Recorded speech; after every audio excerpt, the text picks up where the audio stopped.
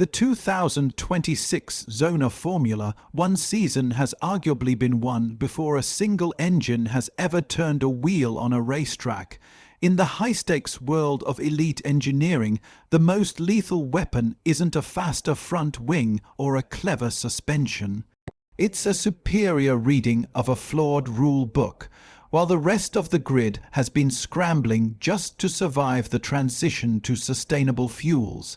Mercedes and the Laurent Micheld Red Bull team have been quietly exploiting a monumental loophole in the FIA technical regulations. They've discovered a way to weaponize thermal expansion to effectively bypass the mandatory compression ratio limits, and the shock wave is hitting the paddock right now.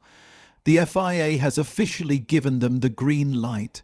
We are talking about a potential Leo, 4-second advantage per lap, a legal phantom hidden within the very laws of physics. The power units are now homologated, meaning their rivals are staring at a technical wall they cannot climb.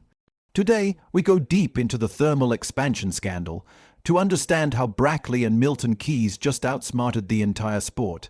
To grasp the sheer scale of this engineering heist, you have to look at the cold, hard numbers. From 2026, the FIA is mandating a maximum compression ratio of 16:1, a significant drop from the current 18:1 standard. This wasn't a random choice. A lower compression ratio was intended to curb development costs and level the playing field between manufacturers. However, the engineers at Mercedes and Red Bull Powertrains spotted a fatal oversight in the FIA measurement protocols. The technical regulations specify that the compression ratio is verified at ambient temperature, effectively when the engine is cold and dormant in the garage. But F1 engines are not room temperature machines. They are violent heat cycles where specialized alloys expand under load. By using metals with hyper-specific expansion coefficients, these teams have designed combustion chambers that are perfectly legal 16:1 units on the FIA cold inspection table, but transform into 18:1 monsters the moment they reach operating temperature. It's a mechanical shape-shifting trick that is as brilliant as it is legally untouchable. In a sport where we usually agonize over thousandths of a second, this thermal trick isn't just a gain, it's a categorical shift. Insider estimates suggest that by effectively maintaining an 18:1 ratio while the rest of the grid is throttled at 16:1, Mercedes and Red Bull are extracting a staggering 0.4 seconds per lap. This isn't merely about raw top speed. It's about the fundamental efficiency of the new 100% sustainable fuels. A higher compression ratio allows the internal combustion engine to squeeze more energy out of every single drop of synthetic fuel, resulting in a cleaner, more powerful explosion. This efficiency directly translates into a lean burn advantage, allowing these teams to carry less fuel weight and harvest more energy for their guck at the end of the straights. While teams like Ferrari and Audi are reported to be taking a conservative spec approach, the technical wizards in Brackley and Milton Keynes have found a way to ignore the spirit of the new rules while technically obeying every single comma in the regulation. It's a ghost advantage that leaves the competition chasing a shadow they can't catch on track. The validation of this project is a massive victory for Laurent Micheld. Stepping into the leadership of Red Bull Racing during this chaotic transition era was a high-risk move, but the success of the Red Bull Powertrains homologation proves that Milton Keynes is no longer dependent on a manufacturer partner to innovate. By aligning their combustion philosophy with Mercedes' aggressive thermal roadmap, Micheld has ensured that Red Bull remains an apex predator. He has been strategically quiet, but behind the scenes, he ensured the team's relationship with the FIA remained meticulously transparent. Reports indicate that both Mercedes and Red Bull disclosed these thermal expansion characteristics during the early development stages, giving the FIA no legal grounds to reject the design later on. This proactive transparency has essentially built a legal fortress around their power units. While the competition might scream about the unfairness of the loophole, Mekis and his technical team are resting easy because you cannot be penalized for following the rules exactly as they are written. No matter how much you bend the intention, the FIA finds itself in an incredibly vulnerable position. By homologating these engines, they have locked the technical hierarchy for the start of 2026. To prevent a complete one-sided slaughter, the Federation has introduced a performance monitoring system that will evaluate the IC output of every manufacturer every 6 Grand Prix. If a team like Mercedes or Red Bull is found to be more than 2% ahead of the average, trailing teams will be granted additional development tokens to close the gap. If that gap swells to 4%, the development freedom becomes even greater. But here lies the nightmare for the rivals: catching a 0.44-second thermal advantage isn't a simple matter of changing a turbocharger or a piston head. It is a fundamental mastery of material science and metallurgical engineering that the leaders have already baked into their engine's DNA.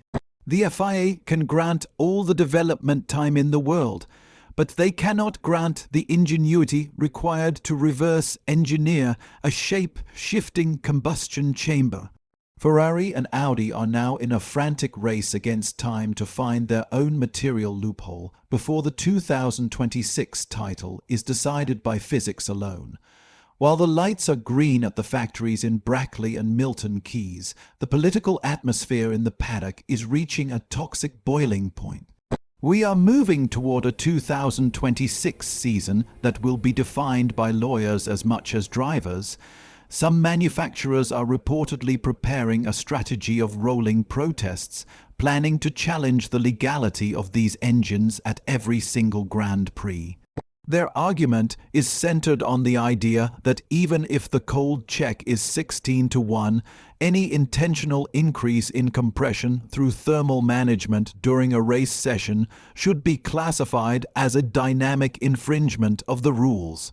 However, the FIA current technical stance is an impenetrable shield as long as the engine passes the mandatory ambient temperature test. It is deemed fully compliant. This creates a terrifying specker trap for teams like Ferrari and Audi, who have committed to more conservative, reliable designs while their rivals are already operating an entire generation ahead.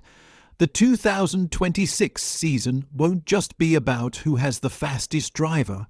It will be about whose legal team can best defend a combustion chamber that technically mutates the moment it starts racing. If these performance metrics are even half as accurate as the rumors suggest, the 2026 championship table might already be etched in stone. In the world of Formula One, a 0.4-second advantage is the chasm between fighting for a hard-earned podium and vanishing into the distance with a 20-second lead. For Mercedes, this thermal loophole is the definitive path back to the absolute throne they surrendered in 2021. For Lauren McKee and the Red Bull project, it is a glorious confirmation that their independent future is not just secure, but potentially dominant. The grid has effectively split into a two-tier society before the first light in Melbourne has even flickered. The manufacturers who unlock the secrets of thermal expansion are the alphas, and everyone else is playing a desperate game of catch-up that could take years of research to resolve. We are entering the era of the expandable engine. And as long as the FIA remains shackled to their current measurement protocols, the silver and blue cars are starting with a weapon that is technically invisible and practically untouchable. Ultimately, Formula One has never been a sport purely about fair play. It is a sport defined by superior interpretation of the rules. Mercedes and Red Bull haven't cheated. They have simply engineered their way around the limitations set by the regulations, as the best teams always do.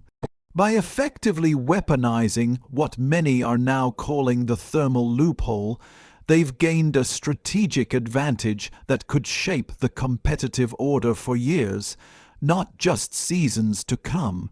The FIA approval stands as the final seal on a project that rival teams are clearly desperate to stop, yet currently lack any legal or technical grounds to challenge.